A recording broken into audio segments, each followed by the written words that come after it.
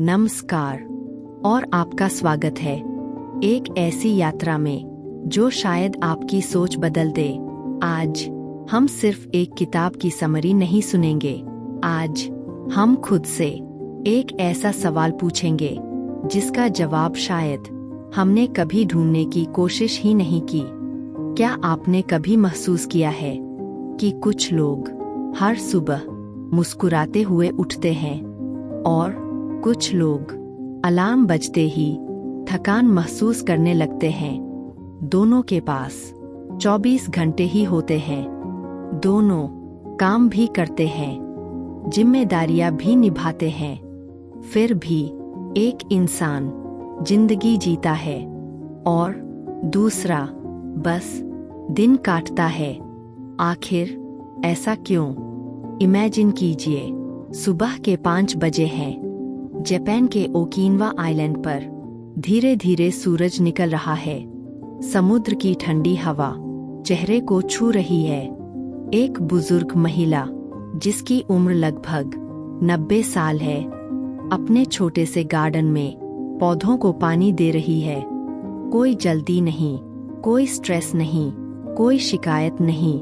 उनके चेहरे पर एक अजीब सी शांति है। अगर आप उनसे पूछे, आप हर सुबह इतनी खुशी से क्यों उठती है, तो शायद वो मुस्कुराकर सिर्फ एक शब्द कहेंगी, इकिगाई। पहली बार सुनने पर यह शब्द थोड़ा अजीब लगता है, लेकिन यही छोटा सा शब्द दुनिया भर में लाखों लोगों की जिंदगी बदल चुका है। आज हम ऐसी दुनिया में जी रहे हैं जहां सक्सेस की बातें हर जगह होती है। सोशल मीडिया खोलिए, कोई प्रमोशन सेलिब्रेट कर रहा है, कोई नई कार खरीद रहा है, कोई लग्जरी वेकेशन पर है, और धीरे धीरे हम भी दूसरों की जिंदगी देखकर अपनी जिंदगी को जज करने लगते हैं। लेकिन क्या सक्सेस हमेशा हैप्पीनेस देती है? शायद नहीं। आपने ऐसे लोगों के बारे में भी सुना होगा जिनके पास पैसा है, नाम है, शोहरत है, फिर भी रात को नींद नहीं आती। क्यों? क्योंकि कंफर्ट और कंटेंटमेंट दो अलग बातें हैं। इकिगाई हमें यही अंतर समझाता है। यह सिर्फ करियर चुनने की किताब नहीं है, यह जीवन को समझने की किताब है। इस किताब के लेखक जापान के ओकिनावा पहुंचे। उन्होंने वहां के लोगों से एक सवाल पूछा, आप लोग इतनी लंबी और खुशहाल जिंदगी कैसे जीते हैं? उन्हें लगा शायद कोई सीक्रेट मेडिसिन मिलेगी, कोई रेयर हर्ब का नाम सुनने को मिलेगा, लेकिन ऐसा कुछ नहीं हुआ। ज्यादातर लोगों ने बहुत साधारण जवाब दिए। किसी ने कहा, मुझे हर सुबह अपने पौधों की देखभाल करना अच्छा लगता है। किसी ने कहा, मुझे बच्चों को म्यूजिक सिखाना पसंद है। एक बुजुर्ग ने कहा, मैं रोज अपने दोस्तों के साथ बैठकर चाय पीता हूँ और हंसता हूँ। सुनने में ये बातें बहुत छोटी लगती है, लेकिन शायद जिंदगी का सच इन्हीं छोटी बातों में छिपा होता है। हम अक्सर सोचते हैं कि जब मेरे पास ज्यादा पैसा होगा तब मैं खुश रहूंगा, जब मुझे ड्रीम जॉब मिलेगी तब मैं सुकून से जीऊंगा, जब मेरे सारे प्रॉब्लम्स खत्म हो जाएंगे तब लाइफ परफेक्ट हो जाएगी। लेकिन अगर हैप्पीनेस हमेशा फ्यूचर में रहेगी तो प्रेजेंट में हम कब जिएंगे? इकिगाई हमें फ्यूचर के पीछे भागना नहीं सिखाता, यह आज को पूरी तरह जीना सिखाता है। एक बहुत खूबसूरत बात है, इकिगाई कोई कंपटीशन नहीं है। आपका इकिगाई किसी और जैसा नहीं होगा और होना भी नहीं चाहिए। अगर आपको बच्चों को पढ़ाना पसंद है तो वही आपका इकिगाई हो सकता है। अगर आपको पेंटिंग करते समय समय का पता नहीं चलता, तो शायद वही आपका इकिगाई छिपा है। अगर आपको अपनी माँ के साथ रसोई में खाना बनाना सुकून देता है, तो उस एहसास को छोटा मत समझिए। दुनिया हमेशा बड़ी उपलब्धियों की बातें करती है, लेकिन इकिगाई कहता है, A meaningful life is built through small meaningful moments.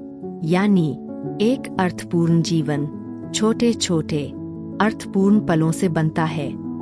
मैं चाहती हूँ कि अभी सिर्फ 10 सेकंड के लिए आप अपने बारे में सोचें। कोई जल्दी नहीं, बस अपने दिल से एक सवाल पूछिए, ऐसा कौन सा काम है जिसे करते समय मैं खुद को भूल जाता हूँ?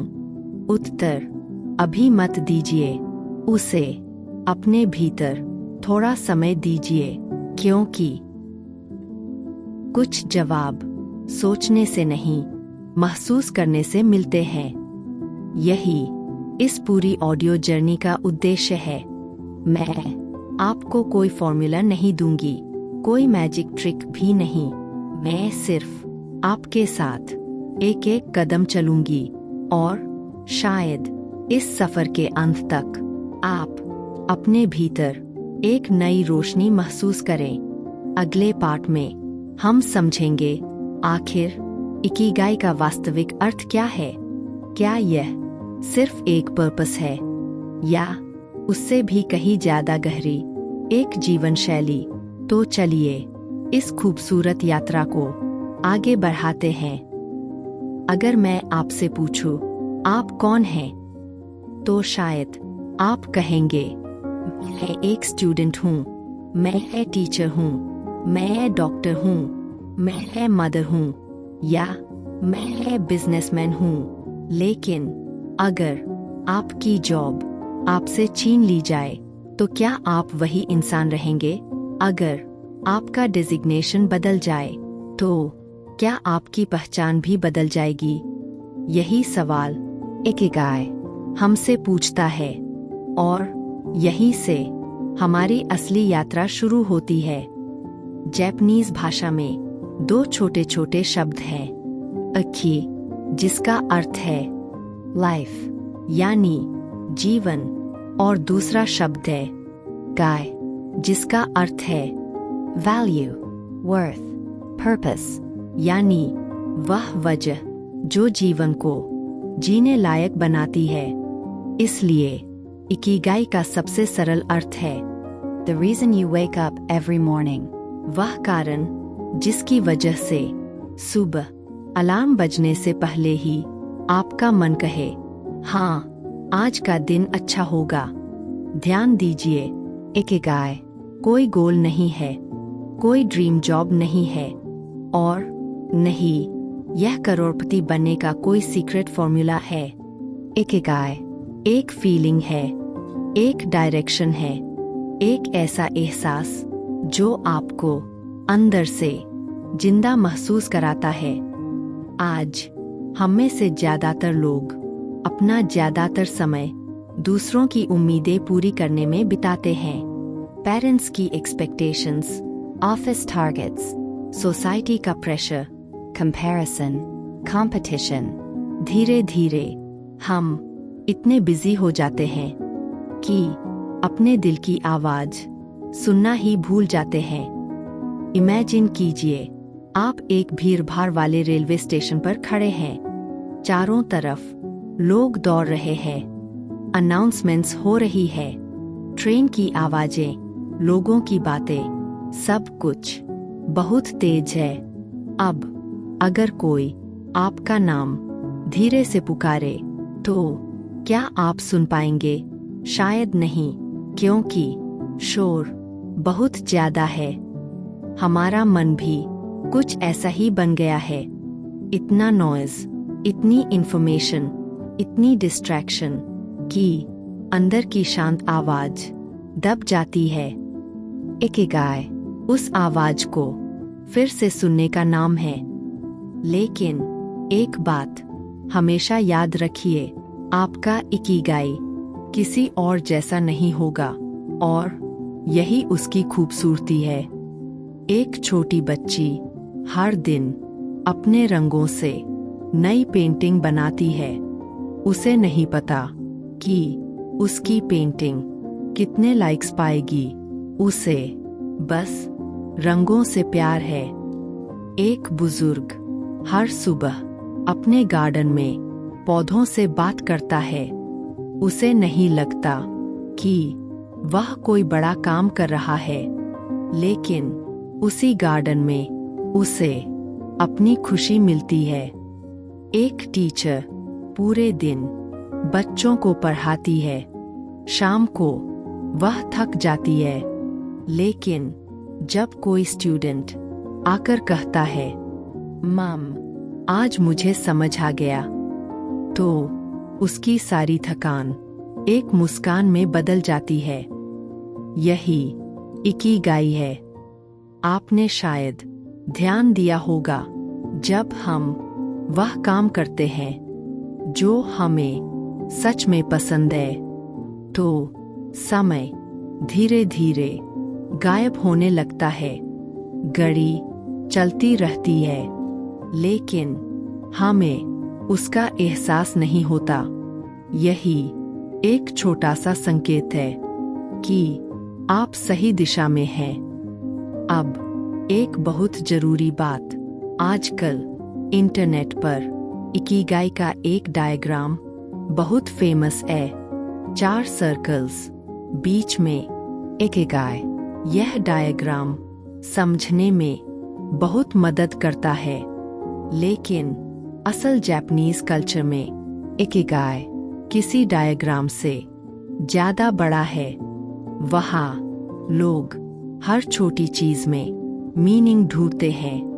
सुबह की चाय, दोस्तों के साथ हंसी, परिवार के साथ डिनर, गार्डन में एक नया फूल, बारिश की पहली खुशबू। उनके लिए ये सब लाइफ का हिस्सा नहीं, लाइफ का सेलिब्रेशन है। शायद इसीलिए वे इतना लंबा और इतना शांत जीवन जीते हैं।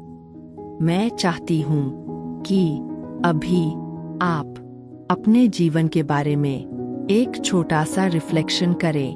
अपने आप से पूछिए, कौन सा काम मुझे थकाता नहीं बल्कि मुझे ऊर्जा देता है? कौन सा काम मैं बिना किसी इनाम के भी कर सकता हूँ? किस पल मुझे लगता है कि मैं सचमुच जिंदा हूँ? जल्दी जवाब मत दीजिए। इकिगाई कभी जल्दी नहीं मिलता, वह धीरे धीरे आपके सामने खुद को खोलता है। जैसे सुबह का सूरज एक ही पल में पूरा आसमान रोशन नहीं करता। धीरे धीरे पहले हल्की रोशनी आती है, फिर रंग बदलते हैं, और कुछ देर बाद पूरा आकाश चमक उठता है। पर्पस भी कुछ ऐसा ही होता है। अगले पार्ट में हम बात करेंगे उन 4 पावरफुल क्वेश्चंस की जिन्होंने दुनिया भर में लाखों लोगों को अपने इकिगाई के करीब पहुंचने में मदद की है। हो सकता है उन 4 सवालों में आपको भी अपनी जिंदगी का सबसे महत्वपूर्ण जवाब मिल जाए। क्या आपने कभी महसूस किया है कि कुछ काम हमें थका देते हैं और कुछ काम हमें ऊर्जा दे देते हैं? फर्क सिर्फ काम में नहीं होता, फर्क हमारे कनेक्शन में होता है। इकिगाई कहता है, हर इंसान के भीतर एक ऐसी क्षमता छिपी होती है जो उसे दूसरों से अलग बनाती है, लेकिन उसे खोजने के लिए हमें खुद से 4 ईमानदार सवाल पूछने होंगे। पहला सवाल, What do you love? ऐसा क्या है जिसे करते समय आप मुस्कुरा उठते हैं? हो सकता है आपको लिखना पसंद हो, संगीत सुनना, बच्चों को पढ़ाना, या बस प्रकृति के बीच शांत बैठना। ध्यान रखिए, पैशन हमेशा बहुत बड़ा नहीं होता। कई बार वह छोटी सी खुशी के रूप में हमारे सामने होता है। दूसरा सवाल, What are you good at? हर इंसान किसी न किसी चीज में अच्छा होता है। शायद आप बहुत अच्छे लिसनर हैं। शायद लोग आपकी सलाह पर भरोसा करते हैं, या आप मुश्किल चीजों को बहुत आसान तरीके से समझा देते हैं। अपनी स्ट्रेंथ को कम मत समझिए, यही आपकी पहचान बन सकती है। तीसरा सवाल, What does the world need? यहाँ दुनिया का मतलब पूरी अर्थ नहीं है। आपका परिवार, आपका स्कूल, आपका शहर, यही आपकी दुनिया है। सोचिए, आप किस तरह किसी की जिंदगी थोड़ी बेहतर बना सकते हैं। कभी कभी एक मुस्कान, एक अच्छी सलाह, या किसी की बात ध्यान से सुन लेना भी बहुत बड़ी मदद होती है। और अब चौथा सवाल, What can you be paid for? जीवन में पर्पस जितना जरूरी है, उतनी ही फाइनेंशियल स्टेबिलिटी भी। अगर आपकी स्किल दूसरों के काम आ सकती है, तो वह आपकी इनकम का भी जरिया बन सकती है। Teaching, writing, design, music, cooking. हर टैलेंट अपनी जगह कीमती है। अब इन चारों सवालों को एक साथ रखिए। जो काम आपको पसंद भी हो, जिसमें आप अच्छे भी हों, जिसकी लोगों को जरूरत भी हो, और जिससे आपका जीवन भी चल सके, वहीं से आपका इकिगाई धीरे धीरे सामने आने लगता है। लेकिन याद रखिए, Ikigai. कोई डेस्टिनेशन नहीं है, यह एक जर्नी है। हर दिन अपने आप को थोड़ा और समझने की जर्नी। इसलिए अपने ऊपर परफेक्ट बनने का दबाव मत डालिए। बस हर दिन एक छोटा कदम बढ़ाइए, क्योंकि बड़ी मंजिलें हमेशा छोटे कदमों से ही शुरू होती है। अगले अध्याय में हम जानेंगे The state of flow. वह अद्भुत अवस्था जहाँ समय रुक जाता है और काम ध्यान बन जाता है। क्या आपके साथ कभी ऐसा हुआ है कि आप कोई काम कर रहे हों और अचानक आपको एहसासहीन हो कि समय कब बीत गया? जब आपने घड़ी देखी तो पता चला 1 नहीं 2 घंटे बीत चुके हैं।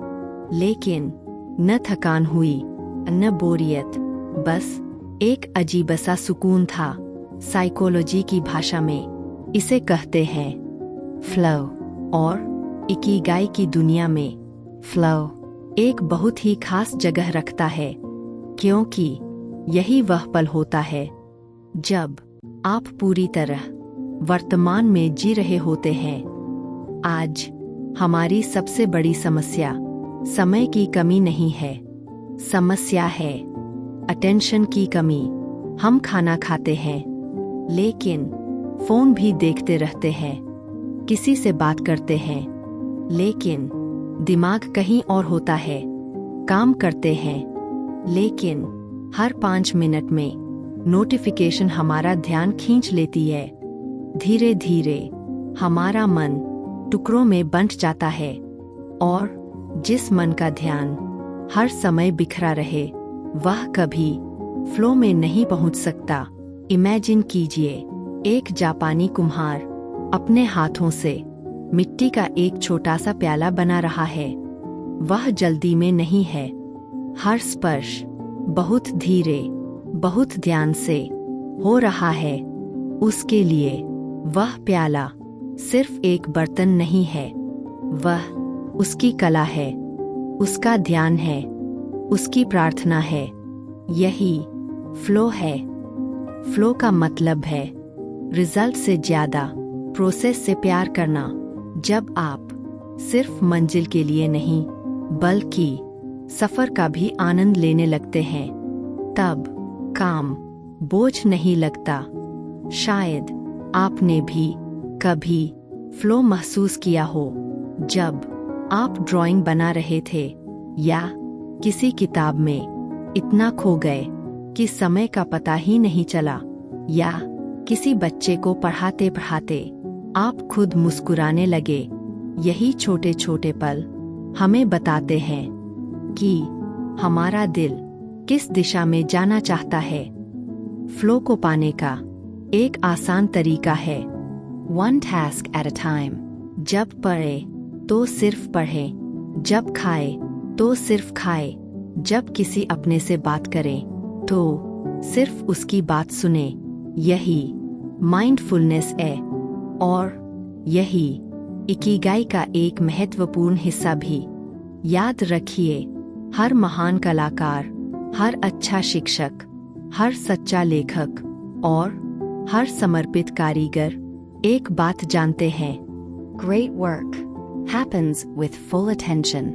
आज अपने लिए सिर्फ 30 मिनट निकालिए, फोन को साइलेंट कर दीजिए और वह काम कीजिए जो आपको अंदर से शांति देता है। शायद वहीं आपका इकिगाई धीरे धीरे आपसे मिलने आ जाए। म्यूजिक धीरे धीरे फेड आउट। Narrator softly. अगले अध्याय में हम जानेंगे ओकिनावा के लोगों के 2 सबसे बड़े रहस्य, हारा हाचिबो और मोआई, यानी ऐसी 2 आदतें जो सिर्फ लंबी उम्र ही नहीं बल्कि एक खुशहाल जीवन भी देती है। अब तक हमने जाना कि इकिगाई सिर्फ एक पर्पस नहीं बल्कि जीने का एक तरीका है। लेकिन ओकिनावा के लोग सिर्फ सोचने का तरीका नहीं बदलते, वे अपनी रोजमर्रा की आदतों को भी बहुत ध्यान से चुनते हैं। और उनकी 2 सबसे सुंदर आदतें हैं, हारा हाचिबो और मोआई।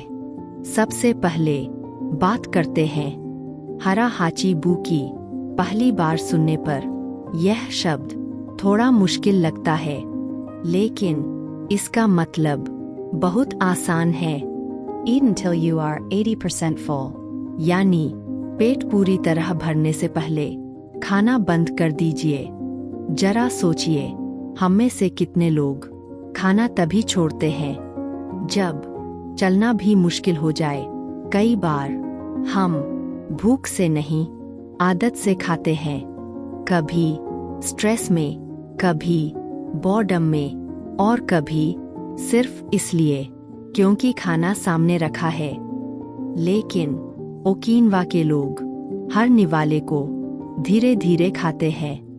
वे खाने का स्वाद महसूस करते हैं, बातें करते हैं, मुस्कुराते हैं और जब उन्हें लगता है कि अब शरीर को पर्याप्त भोजन मिल चुका है, वे यहीं रुक जाते हैं। उनके लिए भोजन सिर्फ पेट भरने का साधन नहीं, यह अपने शरीर का सम्मान करने का तरीका है। अब दूसरे रहस्य की बात करते हैं, मोआई। शायद यह इकिगाई की सबसे खूबसूरत सीख है। मोए का अर्थ है एक ऐसा छोटा सा समूह जहां लोग जीवन भर एक दूसरे का साथ निभाते हैं। ओकिनावा में बचपन से ही दोस्तों के छोटे छोटे समूह बन जाते हैं। वे साथ बैठते हैं, हंसते हैं, एक दूसरे की बातें सुनते हैं और मुश्किल समय में बिना कुछ मांगे एक दूसरे का हाथ पकड़ लेते हैं। आज हमारे फोन में सैकड़ों कॉन्टैक्ट्स हो सकते हैं, लेकिन दिल की बात हम कितने लोगों से कह पाते हैं? यही मोए का महत्व है।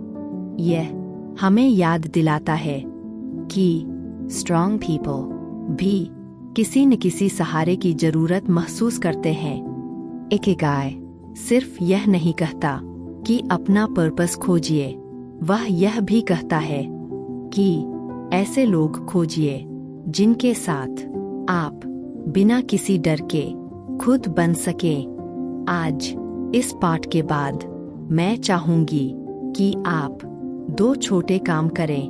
पहला, आज अपना अगला भोजन थोड़ा धीरे धीरे खाइए, बिना मोबाइल, बिना टीवी, बस खाने के साथ। और दूसरा, किसी ऐसे दोस्त या परिवार के सदस्य को फोन कीजिए जिससे बात किए काफी समय हो गया है। हो सकता है वह 5 मिनट की बातचीत आप दोनों का दिन खूबसूरत बना दे।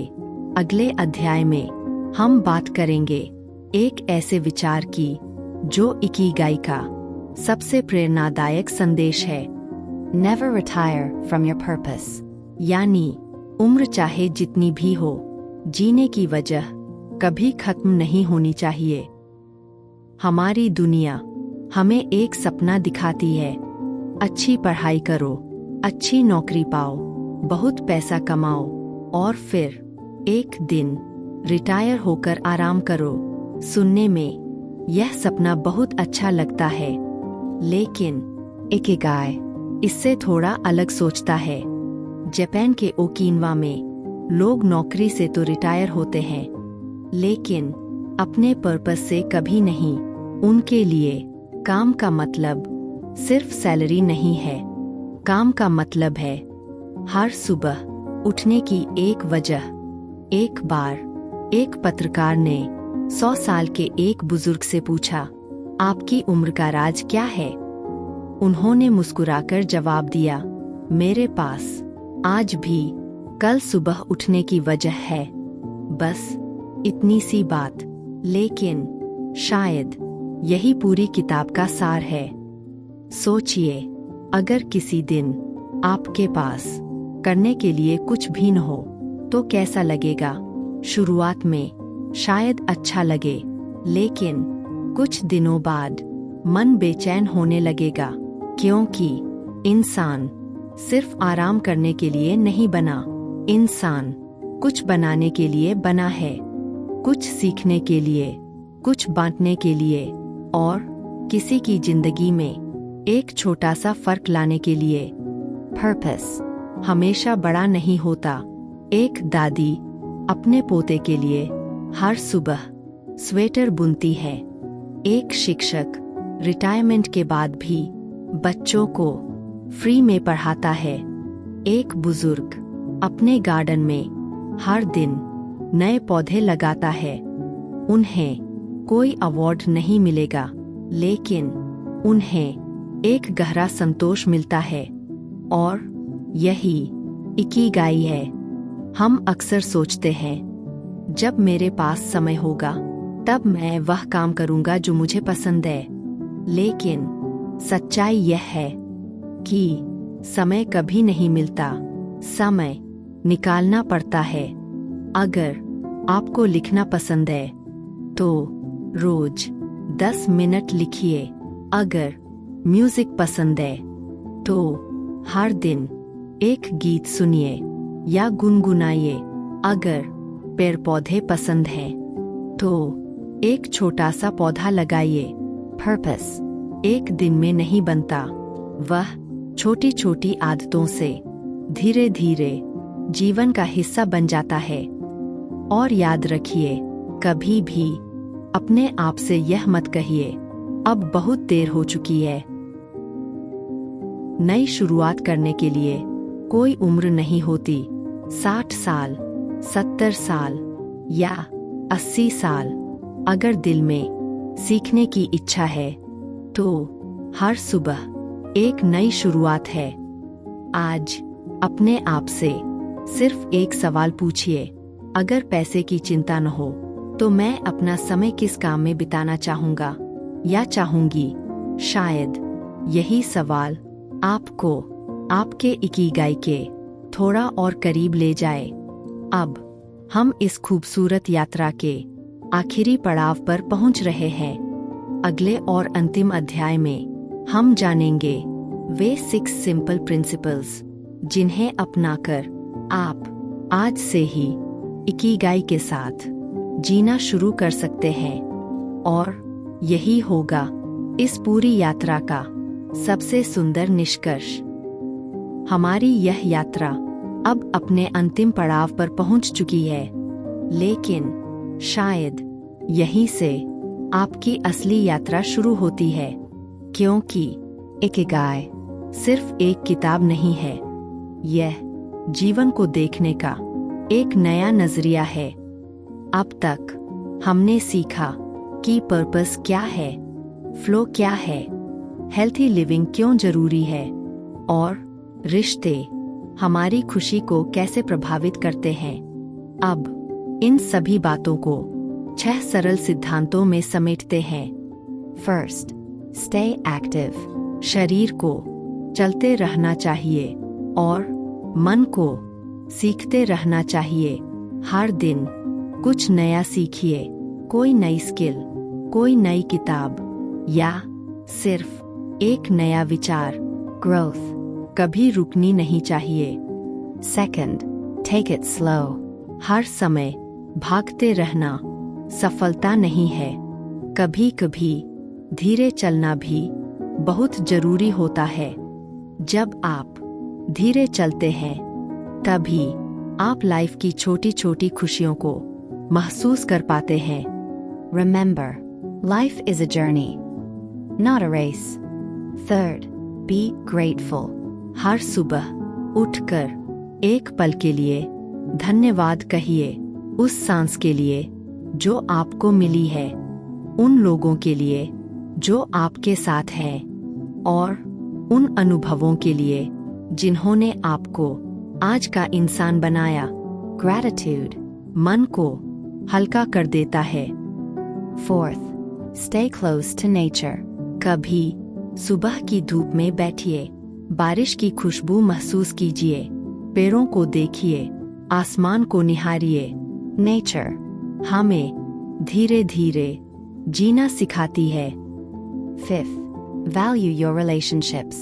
आखिर में लोग आपकी सैलरी याद नहीं रखते, उन्हें याद रहती है आपकी मुस्कान, आपका साथ, आपका अपनापन। इसलिए अपने लोगों के लिए समय निकालिए, क्योंकि Happiness grows when it is shared. And finally, follow your ikigai. अपने दिल की उस छोटी सी आवाज को अनसुना मत कीजिए। हो सकता है आपका इकिगाई दुनिया बदलना न हो, लेकिन अगर आपकी वजह से किसी एक इंसान का दिन थोड़ा बेहतर हो जाए, तो यकीन मानिए आप सही रास्ते पर हैं। अब इस ऑडियो बुक के अंत में मैं चाहूंगी कि आप एक गहरी सांस लें और अपने आप से बस एक सवाल पूछें, कल सुबह मैं किस वजह से मुस्कुराकर उठना चाहता हूँ। शायद यही सवाल धीरे धीरे आपको आपके इकिगाई तक पहुँचा देगा। याद रखिए, Perfect life.